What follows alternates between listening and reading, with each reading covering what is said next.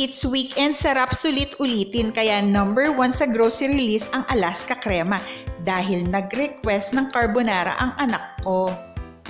Favorite ko talagang gamitin ang Alaska Crema bukod sa super creamy, very affordable compared to other brands. At ayan nga, pag uwi ko, nag-prepare na ako ng mga ingredients. Prituhin muna natin ang bacon, then set aside. Using the same pan, naglagay ako ng butter, then nagisa ako ng bawang at sibuyas, nilagay ko na ang mushroom, tubig, at ang napakasarap na super creamy na Alaska Crema. Inilagay ko na rin ang cheese, noodles.